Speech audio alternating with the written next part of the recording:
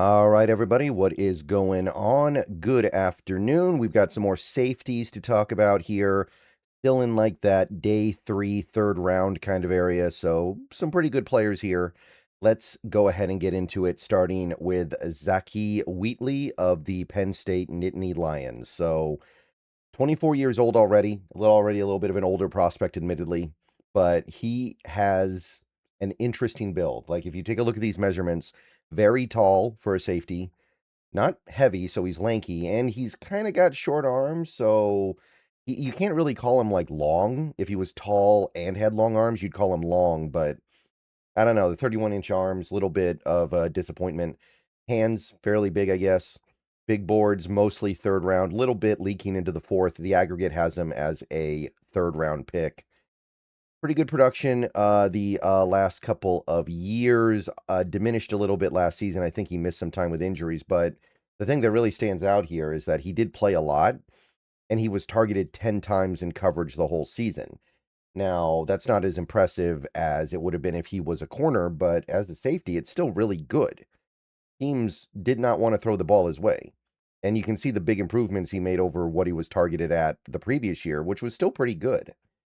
And fair amount of interceptions for a guy who really doesn't get targeted that much, too. So numbers are good. So the positives with Wheatley, he's got good zone instincts. He's got a good feel for where the play is going based on his read. He's very willing to come up and play the run, not afraid of contact, not afraid of getting physical. The coverage numbers that he had in 2025 were pretty eye-popping, like I said. He showed improvement beyond just the numbers as well in 2025. He covers a lot of ground. He didn't do anything at the combine in terms of drills, but he is a solid athlete. So I think that if he had done combine stuff, it would have come out pretty good. Obviously, he's tall, so it wouldn't have been amazing, but it would have been fine. Now, Wheatley, because of his build, I definitely wouldn't want him to be a box safety. I wouldn't want to depend on him to always be making plays up against the run. Man coverage is going to be tough as well because he is so tall. He's got long limbs, and that can make it hard to be good in man. He's not a terrible tackler or anything, but he does make mistakes with his tackling technique, and he misses a lot of tackles because of it. And he's overly aggressive and can get caught in bad positions. He'll overrun plays. He'll kind of outrun his own body and end up out of control. So there is some stuff to work on here. But overall, I actually kind of like this. I think that he's got decent versatility. He's not a box safety, but I do think he can come up and play the run, and he's willing at least, and that's more than you can say for some players. He's just not good enough in any one particular area, I feel like, to be a high draft pick. Maybe the coverage stuff stands out because he barely got targeted last year, but I think that he's kind of the jack of all trades almost, and some of his issues can be fixed. Maybe he can get a little bit better at tackling. Maybe he can get better in man coverage. Maybe he can tamp down the aggressiveness. So I actually went late second round on him in this draft. I ended up liking Wheatley more than I thought I would. So fun little safety prospect. And this is about the time of the draft where the Seahawks could very strongly consider taking a safety. So I'm into Mr. Wheatley here. Next up, we have Jalon Kilgore of South Carolina. I believe the Seahawks met with him. I think it was at the combine, but I believe there's been some reason to believe they're interested. South Carolina, another South Carolina defensive back, 21, so nice and young. He's got good size. He's heavy, and he's got the long arms, and he tested great. So, well, okay, I don't want to go too far with it, but he's really fast. 4.4 speed at this size is remarkable, and even the 10-yard split's good when you consider how big he is. We got some fourth rounders, we got some third rounders. CBS, for whatever reason, they have him in the seventh. They really don't like him. I don't know why. The aggregate puts him in the late third, and you take a look at his numbers over the last 2 years, about 100 tackles, a couple of seven interceptions, my bad. So a lot of plays made in coverage, but he's getting targeted constantly. Like, this is kind of crazy. A safety, and I know he's not only a safety, he does corner stuff too, but he's been targeted over 120 times over the last 2 seasons. So pretty extreme. So I think that Kilgore will be able to do slot work as well as safety work. So he's going to give you both of those. And that's an important part of being able to play safety, being good in the slot. He's got length and strength to play in press as well. Should be able to push receivers around a little bit at the line. He's a firm tackler who gets his man on the ground very quickly. He's somebody who, when he gets squared up on a guy, gets him down, no yak. He's good and sharp in zone. He understands zone. He understands how to make reads. He understands routes. He's got high ball production as well, 7 picks, 15 passes defense for a. I know that he's also a slot corner, but that's still really good.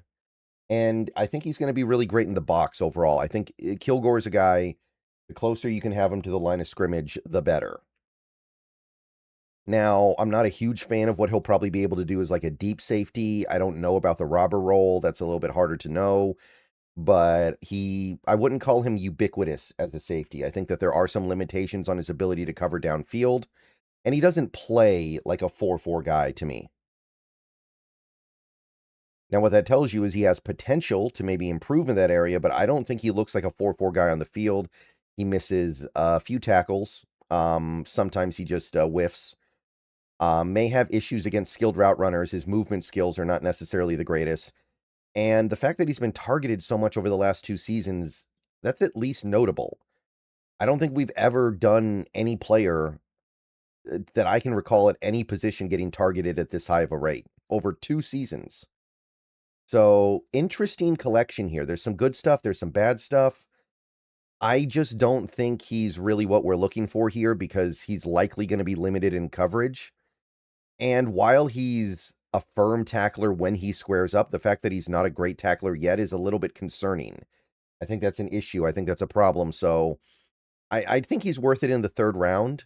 I think that's probably about right, but understand what you're getting here, and you hope he gets better because he is young. That's the one upshot here, but there are some limitations here. This is not a do-it-all safety. Final guy for this video is going to be Bud Clark of TCU. Bud Clark, I couldn't find his age. Very small, so much so that he's probably just, I do wonder if he'll be a pure slot in the NFL. I don't even know if he'll be a safety, but he's got decent height, but he's very light and he's got good arm length. Okay, I mean, that's nice, but sub 190, that's a little bit tough to make work. 9-inch hands, tested well, good 40, not really a great 10-yard split, which that's a little bit concerning because he is so light, but he's got a nice vert, 38 inches on the vert, and big boards. We got some thirds, we got a second actually, we got some fourths, we got some fifths. Aggregate puts him at the very back end of the 3rd. That seems to be about where things are landing with him. Production over the last 2 years, really good actually. 7 picks and 10 passes defensed and 120 tackles. So production's there. He gets targeted a fair amount, but not critically over the top. And his PFF grades have been really good. He almost had a 90 2 years ago, dropped off to an 80 in 2025. So I mean, it's fine. It's more than fine here in terms of production. So he is an interception guy, big time, very high rate of interceptions in his college career, picks off a lot of passes. He's great at closing with his downhill trigger. He covers a lot of ground on that click and close. The nickel versatility is kind of the name of the game here because that might be all he can do, but he's very good as a nickel corner. I think he's going to excel in that role in the NFL. He gets to his spot against the run effectively. Maybe he's not going to be the greatest at it, but he knows how to put himself in the right position to affect the play and get the run. He reads and reacts to route combos well. He's a savvy player in zone. He knows what he's looking at, and he's got high-end speed, so that's going to promote some upside here. Now, he's a little bit physically weak because of his lean frame. He tends to get beat over the top. He lets players get behind him, and it's not like he's slow, so it's more just a matter of being overly aggressive. His track record of injuries is notable. I think he's had 3 different game-costing injuries in his career. He's overly aggressive and bites on fakes, which is part of the reason why he allows players to get behind him, and he may not have the movement skills for man coverage. So there are limitations here, but I think he's going to be a really nice nickel corner. The main concern I have is that he'll get run over in the box. Like we've got Nicky Manwari doing nickel stuff. E-Man Warrior doesn't really get pushed around by anybody because he's so big and strong. With Clark, you're not going to have that. But you've got speed, you've got zone cover abilities, you've got the takeaways, you've got the click and close, you've got the willingness. I think Bud Clark's going to be a really nice nickel corner.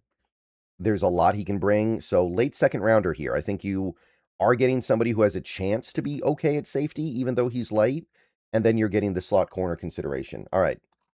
So that's going to do it for this video. Next video, we're going to do some more safeties. We're going to start swinging into the day 3 guys. Let me know what you guys think. I'll see you guys soon. Everyone have a great rest of your day. Go Hawks. And, yep, see you soon.